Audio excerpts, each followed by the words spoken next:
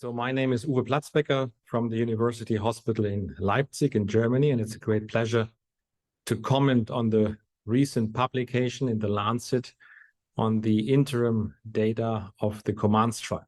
The COMMANDS trial actually is or was a randomized trial comparing standard of care, namely EPO, ESA-based therapy, versus luspatercept in treatment-naive, low-risk MDS patients receiving red blood cell transfusion support.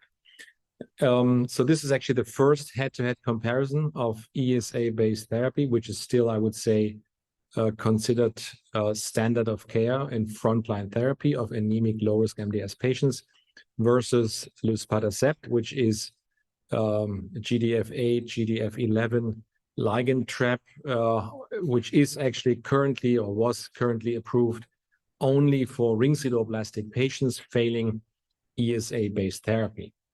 So this trial was not only unique for this, but also unique because it included patients irrespective of the ring sideroblastic status. At the end, almost 2/3 of the patients were actually ring sideroblastic positive, and the other ones were actually ring sideroblastic negative, where we know from previous experiences and where luspatercept was given as a second-line therapy, luspatercept actually works a little bit less effective than in the RS positive phenotype. So the bottom line message of the COMMANDS trial of the interim data analysis is that overall luspatercept was superior with regards to the primary endpoint being transfusion independence. Also transfusion independence plus hemoglobin increase was significantly overall higher.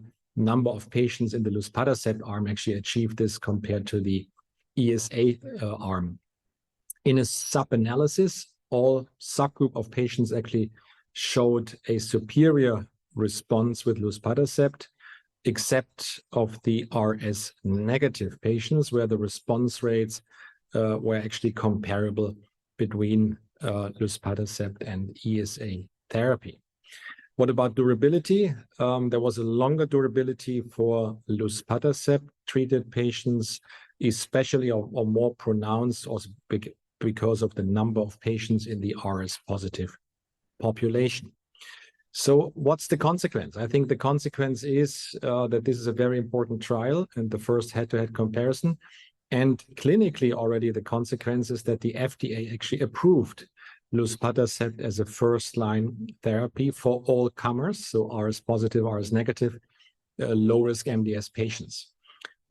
It's also actually currently under evaluation in the European Union and other areas of the world. Let's see what's going to happen there, but we are quite confident that also EMA will hopefully decide in the same direction like FDA.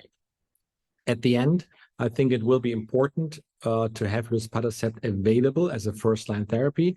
I would say it's definitely or should be the first-line therapy for ring sideroblastic patients. The jury is still out, and I think we still need more data and also longer-term follow-up for the RS negative population. With that, thank you for listening to this short commentary on a very important study.